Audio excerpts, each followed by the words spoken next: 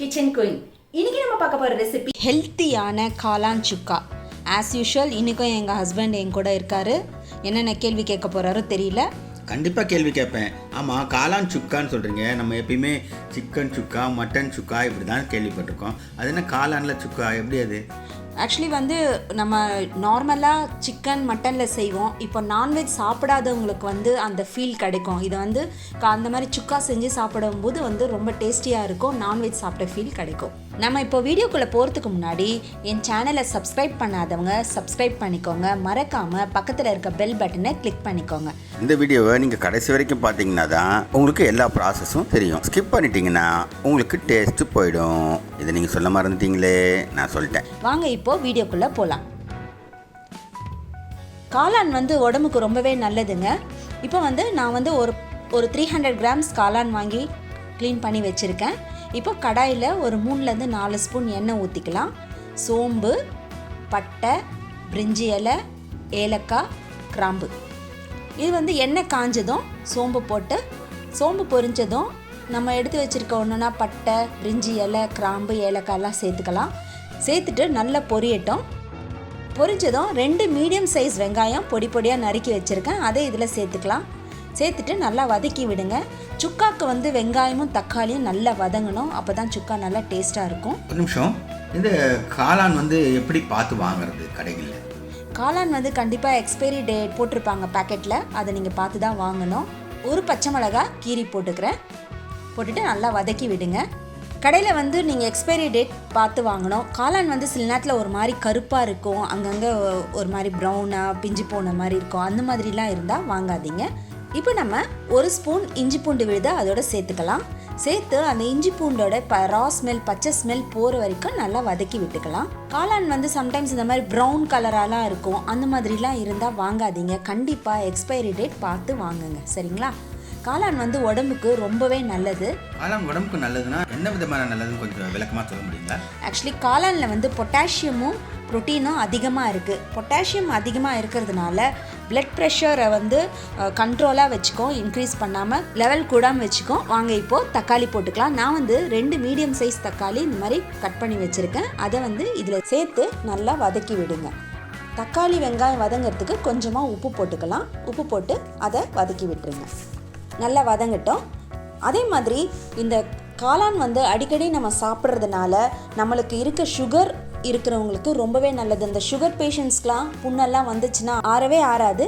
அதெல்லாம் இது க்யூர் பண்ணோம். இப்போ நம்ம 1/2 ஸ்பூன் மஞ்சத்தூள் போட்டுக்கலாம். மஞ்சத்தூள் போட்டு நல்லா கிளறி விட்டுக்கலாம். அதே மாதிரி ஆஸ்மா இருக்குது பார்த்தீங்களா, அந்த ஆஸ்மா இருக்க பேஷண்ட்ஸ்லாம் இந்த காளானை சூப் வச்சு குடித்தாங்கன்னா அந்த சுவாச கோளாறெல்லாம் நீங்கும். இப்போ நம்ம 2 ஸ்பூன் மிளகாய்த்தூள் போட்டுக்கலாம். 1 ஸ்பூன் தனியாத்தூள், 1 ஸ்பூன் சீரகத்தூள், 1 ஸ்பூன் மிளகுத்தூள் போட்டு நல்லா கிளறி விட்டுக்கலாம். நல்லா கிளறி விட்டுட்டு இது நல்லா அந்த மசாலாவில் எண்ணெயிலே ஒரு 3 நிமிஷம் அது நல்லா வேகட்டும். அதே மாதிரி காளான் ஹார்ட் பேஷண்ட்ஸ்க்கு கூட ரொம்ப நல்லது. இப்போ நல்லா வதங்கிருச்சுங்க. கொஞ்சமாக நம்ம தண்ணி ஊற்றிக்கலாம். தண்ணி நிறைய ஊற்றாதீங்க. ஒரு 1/2 டம்ளர் இல்லை 1/4 டம்ளர் அளவு தண்ணி ஊற்றினா போதும். நம்ம போட்டிருக்க மசாலா வேகிறதுக்காக தான் இந்த தண்ணி ஊற்றுறோம். ஏன்னா வெறுமனே அப்படின்னா ஒரு மாதிரி அடிப்பிடிக்கும். அதனால் கொஞ்சமாக நம்ம தண்ணி ஊற்றி அந்த மசாலாவை வேக விட்டுடலாம். அதே மாதிரி இதில் லெட்டிசின் என்ற வேதிப்பொருள் இருக்கிறதுனால இது பிளட் கொலஸ்ட்ராலை கண்ட்ரோல் பண்ணும். இப்போ கொஞ்சமாக கருவேப்பிலை அதில் சேர்த்துக்கலாம். சேர்த்துட்டு நல்லா கிளறி விட்டுட்டு இப்போ நம்ம காளானை அதில் சேர்க்க போகிறோம். காளான் ரொம்ப பொடியாக நறுக்காமல் இந்த மாதிரி நறுக்கிக்கோங்க. நறுக்கிட்டு இப்போ அதில் சேர்த்துட்டு அந்த மசாலாவோட நல்லா மிக்ஸ் பண்ணி விடுங்க. எல்லா பக்கமும் படுற மாதிரி நல்லா மிக்ஸ் பண்ணி விட்டுருங்க. இப்போ நம்ம இந்த காளானுக்கு நம்ம தண்ணியெல்லாம் யூஸ் பண்ண போதில்லை. ஏன்னா காளானில் இருக்க தண்ணியே ரிலீஸ் ஆகி அது நல்லா வெந்துடும். அதனால நம்ம தண்ணிலாம் எதுவும் ஆட் பண்ண தேவையில்லை. நம்ம மூடி வச்சு வேக விட்டால் போதும். அதனால் இப்போது காளானுக்கு தேவையான உப்பு போட்டுக்கலாம். உப்பு போட்டு நல்லா கிளறி விட்டுக்கோங்க. நல்லா கிளறி விட்டுட்டு நம்ம இப்போது இந்த பேனை க்ளோஸ் பண்ணிக்கலாம்.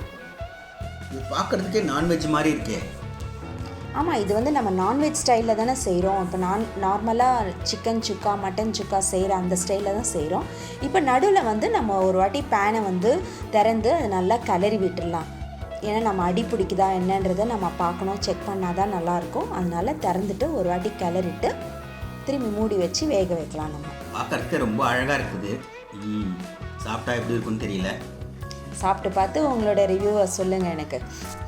பாருங்கள், நல்லா வேக ஆரம்பிச்சிருச்சு காளான். நான் சுத்தமாக தண்ணியே ஊற்றலை, காளானில் இருக்க தண்ணியிலே அது நல்லா வெந்துருச்சு. பாருங்கள், காளான் வந்து ரொம்ப டைம் எடுக்காது வேகிறதுக்கு, சீக்கிரமாக வெந்துடும். இப்போ இன்னும் கொஞ்சம் நேரம் நம்ம மூடி வச்சு வேக வைக்கலாம். இப்போ 2 தடவை மூடி வச்சு திறந்து பார்த்துக்கிறீங்க? ஆமாம், திறந்து பார்த்துக்கிட்டோம்னா நம்ம வந்து அது சம்டைம்ஸ் தண்ணி பற்றாமல் அடி பிடிச்சதுன்னா அதனால தான் நம்ம இடையில பார்த்துக்குறோம். இது என்ன போட போறீங்க? இது வந்து கசூரி மேத்திங்க. கசூரி மேத்தின்றது வந்து வெந்தயக்கீரையோட காஞ்ச வெந்தயக்கீரை. இது எல்லா டிபார்ட்மெண்டல் ஸ்டோர்ஸ்லேயும் கிடைக்கும். இது வந்து ஆப்ஷனல் தான், போடணுன்னா போடலாம், இல்லைன்னா வேண்டாம். இது போட்டால் வந்து உங்களுக்கு எக்ஸ்ட்ரா ஸ்மெல் கிடைக்கும், அதனால தான் இது போடுறது. போட்டுட்டு நல்லா கிளறி விட்டுருங்க. பார்க்கறதுக்கே கிளாமராக இருக்குதுங்க. இது வந்து நம்மளுக்கு இந்த சாம்பார் சாதம், ரசம் சாதத்துக்குலாம் ரொம்ப ஆப்டான சைட் டிஷ்ஷுங்க. இப்போ வந்து நம்ம கொத்தமல்லி இலை தூவிக்கலாம். அவ்வளோதாங்க, நம்மளுடைய யம்மியான சூப்பரான காளான் சுக்கா ரெடி ஆகிடுச்சு. நீங்களும் இதை உங்கள் வீட்டில் செஞ்சு பாருங்கள். உங்களுடைய ஃபீட்பேக்கை என்னுடைய கமெண்ட் பாக்ஸில் போடுங்க. என்னுடைய சேனலை சப்ஸ்கிரைப் பண்ணாதவங்க கண்டிப்பாக சப்ஸ்கிரைப் பண்ணுங்கள். பக்கத்தில் இருக்க பெல் பட்டனை கிளிக் பண்ணுங்கள். என்னங்க ரெசிபி பார்த்தீங்களா? பிடிச்சிருந்ததா? சூப்பராக இருந்துச்சா? உங்கள் எல்லாருக்கும் ஒரு சின்ன ரெக்வஸ்ட். அது என்னன்னா, என்னுடைய பேஜை லைக் பண்ணுங்கள், கமெண்ட் பண்ணுங்கள், ஷேர் பண்ணுங்கள். மீண்டும் உங்களை அடுத்த ரெசிபியில் சந்திக்கிறேன். Until then, bye.